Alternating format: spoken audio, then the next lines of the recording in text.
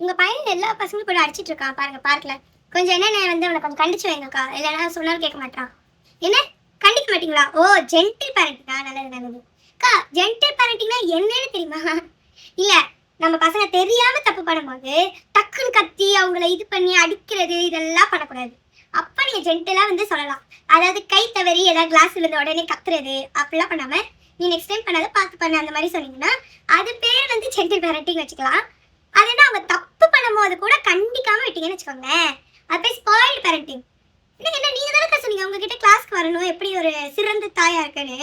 அதே மாதிரிதான் நீங்க எப்படி டிப்ஸ் வாங்க சொன்னீங்களோ நீங்க என்கிட்ட டிப்ஸ் வாங்கிக்கோங்க.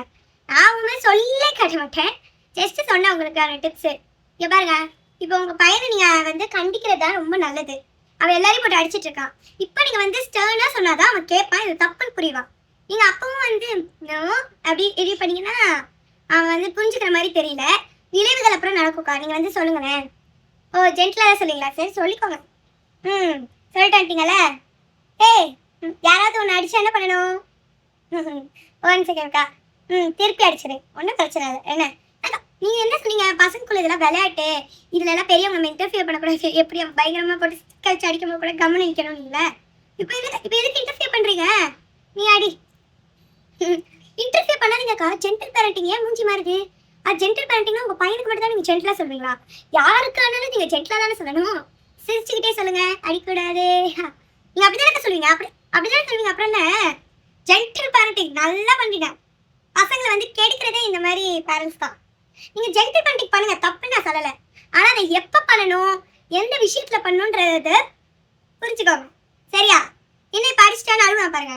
இப்போ நீங்க வந்து ஒரு பேரண்டா வந்து ஸ்டெப் இன் பண்ணி சொல்லி தரணும்னா அவன் ஒரு ஹார்ட் வேல தான் அதை கத்துக்குவான். இப்போ கத்துக்கிட்டான், அடுத்த வாட்டி யாருமே அடிக்க மாட்டான் பாருங்க. நல்லா வாங்கியிருக்காங்க அதனால அடிக்க மாட்டான். சரியா? வீட்டுக்கு போய் மருந்து போட்டா சரியாயிடும். இது கூட பாரு, என் பையனை அடிக்கி ஸ்டிக்கை வச்சு அவனுக்கு வந்து டாக்டர்கிட்ட கூட்டிட்டு போற நிலைமையில இருக்கு. பின்னாடி அந்த அளவுக்கு அந்த ஸ்டிக்கே சரியில்லை, அதை வச்சு அடிச்சிருக்கா. ஒரு சின்ன அடி தான், ஒன்றும் ஆயிடாது. அக்கா இப்போ எதுக்கு கோச்சுக்கிறீங்க? உங்களுக்கு என்ன மிரர் காட்டினா அப்படி நீங்க பண்றதே திருப்பி பண்ணா என்னக்கா இப்படி கோச்சுக்கிறீங்க? உங்ககிட்ட இருந்தா நீங்க தானே சொன்னீங்க சிறந்த தாயை எப்படி இருக்கிறது கத்து தரேன்னு. உங்ககிட்ட தான் கத்துக்கிட்டேன். எங்க போறீங்க? வீட்டுக்காக்கா. போங்க போங்க, நாளைக்கு வருவீங்களா பார்க்குக்கு?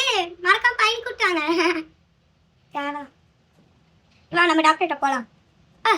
எப்படி வந்து பசங்க கெடுக்கிறதுன்னு இந்த மாதிரி பேரண்ட்ஸ்க்கு தான் தெரியும்.